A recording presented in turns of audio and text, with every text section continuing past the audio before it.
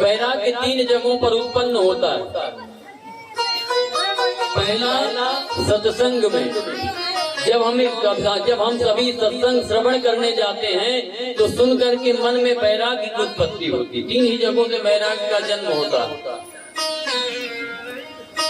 और सत्संग के बाद दूसरा नंबर आता है संकट। जब जीव के ऊपर संकट आने लगता है तब वो परमात्मा को याद करने लगता है। और तीसरे नंबर पर आता है शमशान। शमशान का अर्थ ही होता है कि शमशान, जहाँ पर जाकर के लोगों की बुद्धि, श्रद्धा, प्रतिष्ठा सब बराबर होने का काम करता है, उसी का नाम तो शमशान है। जहाँ सब बराबर हो जाता है। एयर कंडीशन में रहने वाला ये नहीं कहेगा कि महाराज मेरे बाथरूम तक में एसी लगी थी, एयर कंडीशन में रहता था, अब मैं ही नहीं, बगल में ये जो तो नॉर्मल वेंटिलेटर इसके साथ मैं जो है तो अंतिम यात्रा में नहीं जाऊंगा, ऐसा नहीं कहेगा। क्यों? तो बोले उसका नाम शमशान है। वहाँ पर तो सब बराबर होने का काम करते हैं, वहाँ तो बराबर किया जाता है। क्यों? बोले सत्य को छुपाया गया, झूठ को समझाया गया, बचपन में बताया गया कि धरा धाम सत्य है, जवानी में बताया गया कि अर्थ काम सत्य है। और जब पंछी का पिंजरा पंछी छोड़ चला तो अंत में सुनाया गया श्री राम नाम सत्य है, श्री राम नाम सत्य है।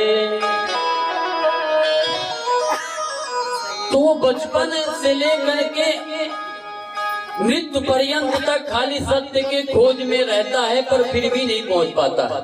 भगवान जा करके जगह जगह पर पिंच करते हैं कि भैया ये संसार आकार है, इससे हटो, इस संसार को त्यागो, पर फिर भी नहीं त्याग पाता।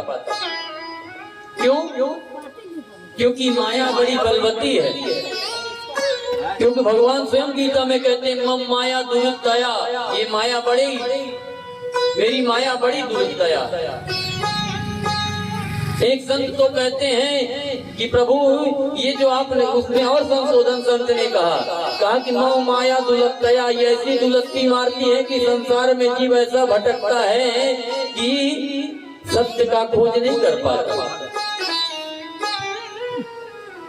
तो अंत में सुनाया गया कि श्री राम नाम सत्य है। बचपन से लेकर मृत्यु पर्यंत तक सत्य की खोज में रहा, और जब प्राण रूपी पंछी उड़ करके चले गए तो लोग सोचते हैं कि शायद इसके शरीर में कोई कहीं थोड़ी सी बेगर चेतना हो और ये कहीं भगवान नाम को श्रवण कर ले, और जहाँ श्रवण करेगा तो परम पुनीत हो जाएगा। क्यों? जन्म जन्म मुनि जतन कराई, अंतराम कहियावत नाही। संत लोग बहुत समझाते हैं कि राम राम जपो, और अभ्यास भी करते हैं, तब भी अगर भगवान का नाम मुख से निकल जाए तब भी भगवान की कृपा है। सिकंदर यूनान का बादशाह था, समस्त देशों को जीता। उसके पिताजी ने समझाया कि बेटा ये तुम देशों को जीत करके क्या करोगे? बोला पिताजी मैं समस्त देशों को जीत करके, मैं सिकंदर है, एक क्षत्रिय साम्राज्य करूंगा। समस्त देशों को जीतते हुए भारत में आया, और भारत में जब आया तो उसका जब तबीयत खराब हुई वैद्य जी के पास गया। वैद्य जी ने बताया कि ये तुम्हारा अंतिम समय चल रहा है, अगर तुम जो भी सत्कर्म जो भी कुछ करना चाहते हो तो कर लो, क्योंकि अब तुम कुछ ही दिन के मेहमान हो। लौट करके अपने देश यूनान वापस गया और जा करके लोगों को बुलाया और कहने लगा कि सुनिए मैं एक बात कहना चाहता हूँ।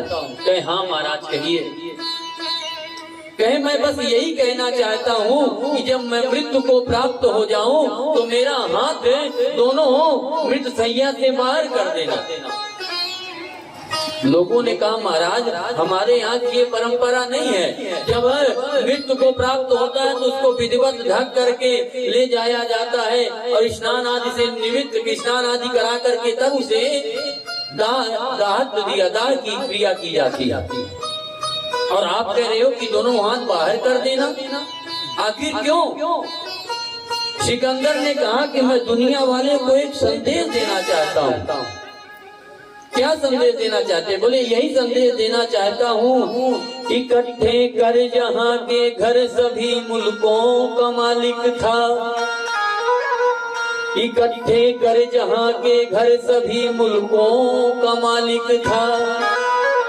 सिकंदर जब चला इस दुनिया से तो दोनों हाथ खाली था।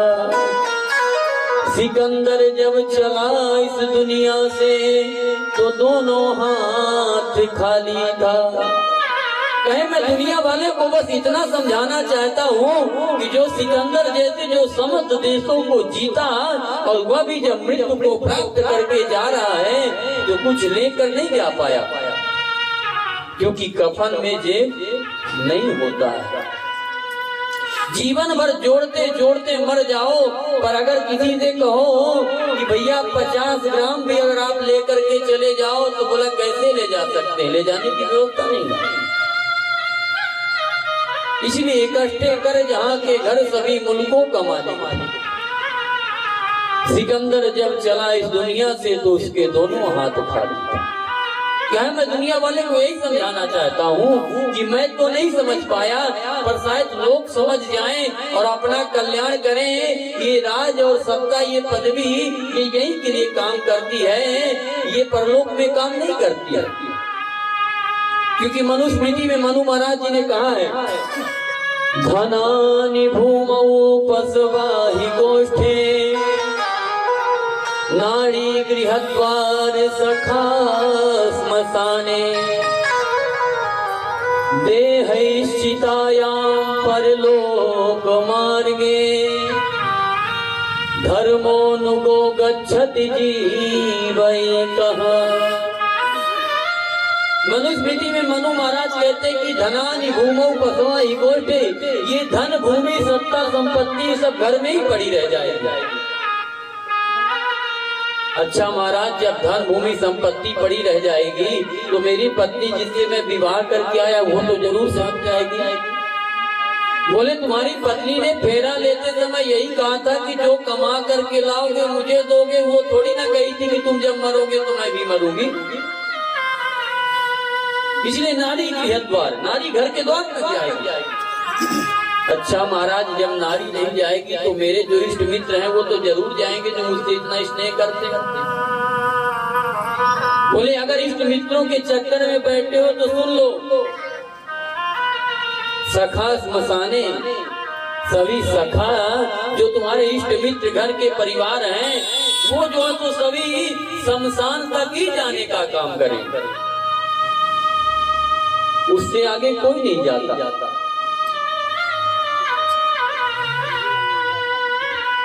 अच्छा महाराज तो फिर जाता कौन है? बोले धर्मोऽनुगो गच्छति जीवैकः, जीव का धर्म ही उसका अनुगमन करते चलता है। जैसा धर्म कर्म करेगा वैसे उसका धर्म ही अनुगमन करते चला जाएगा। साथी है मित्र गंग के जल बिंदु पान तक, अर्धांगिनी बढ़ेगी केवल मकान तक।